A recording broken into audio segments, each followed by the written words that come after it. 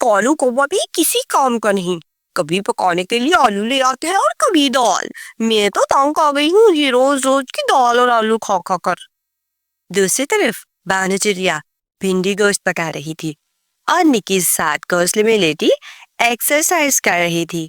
सुबह का वक्त था, जंगल में ठंडी हवा चल रही थी। नदी के किनारे बड़े दरख्त के नीचे पीनो कौवी बैठकर सालन पका रही थी। इसके पास कढ़ाई में खुशबूदार आलू का शोरबा पक रहा था। इतने में इसका शोहर कालू कौवा आ जाता है। अरे पीनो, क्या पका रही हो? लगता है मजे के आलू पकाए हैं तुमने। हाँ, आलू ही पकाऊंगी। जब लेकर आलू और दाल आओगे तो आलू ही पकेंगे ना। लगता है बानो दीदी ने तो भिंडी का गोश्त पकाया है, बहुत अच्छी खुशबू आ रही थी। अच्छा, अगर इसने भिंडी का गोश्त बनाया है तो इसके घर से थोड़ा सालन मांग कर ले आती हूँ। जब घर में सालन पक रहा है तो दूसरों के घर से मांगने की क्या जरूरत है? ये अच्छी आदत नहीं है। लेकिन पीनो कवि ने इसकी बात न मानी और उड़कर बानो चिड़िया के घर जा पहुंची। बानो बहन, आज कुछ नहीं बनाया, जरा सालन तो दे दो थोड़ा सा। बानो मुस्कुराई और बोली, क्यों नहीं, ये लो भिंडी गोश्त, बहुत ही मजे से बनाया है। निकी आज जिद कर रही थी कि भिंडी गोश्त ही खाऊंगी। पीनो शुक्रिया कहकर वापस चली गई। कुछ देर बाद लाडली बतख पीनो कौवी के पास आती है और उससे बोलती है, पीनो बहन, आज जरा आलू का शोरबा दे दो, मेरे बच्चे भूखे हैं और मेरे पास पैसे भी नहीं है सब्जी खरीदने के। पीनो कौवी ने बहाना बनाया, मैंने तो कुछ बनाया ही नहीं है। अरे अरे, मैं कुछ नहीं बनाया, आज तो मेरे पास खुद भी पैसे नहीं थे। कालू कौवा कितने दिनों से काम पर भी तो नहीं गया। लाडली ने हैरान होकर कहा, ये क्या बात हुई? अभी तो तुमने हांडी चूल्हे पर रखी है, क्या इसमें पत्थर डाले हैं? ये सुनकर पीनो कौवी गुस्से में आ गई और लाडली पर चला उठी। लाडली खामोशी से वहां से चली गई और बानो चिड़िया के घर पहुंच गई।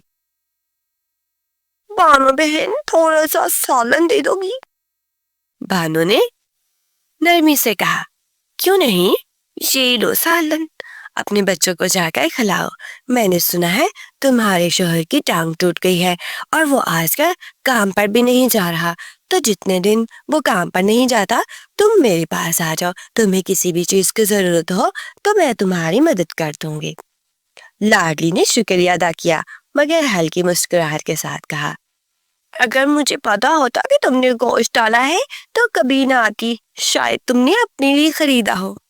बानो ने नरमी से जवाब दिया, हमसायों की मदद करनी चाहिए, चाहे सालन में गोश्त हो या सब्जी। लाडली सालन लेकर घर चली गई। शाम को बानो चिड़िया कचरा फेंकने के लिए बाहर निकले तो उसने देखा कि पीनू अपने झोंपड़ी के सामने चूल्हे पर रखकर कुछ पका रही है।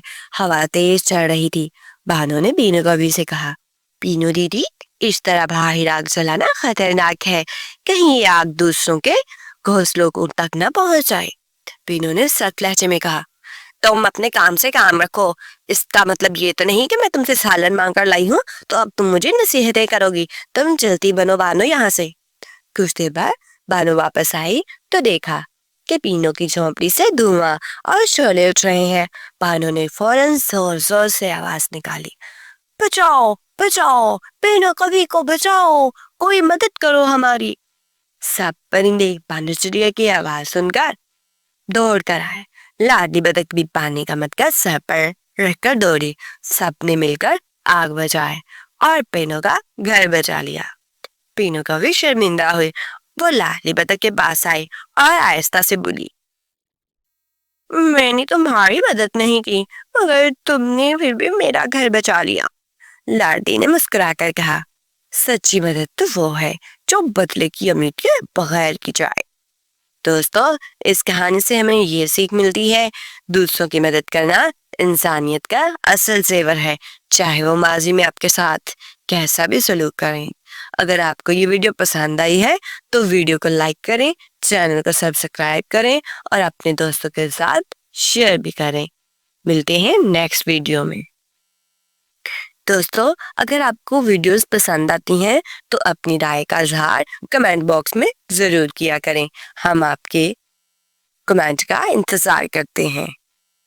अगर आप किसी और टॉपिक पर खुद वीडियो बनाना चाहती हैं कि किस टॉपिक पे हम नई वीडियो बनाएं, तो आप हमें कमेंट कर सकते हैं।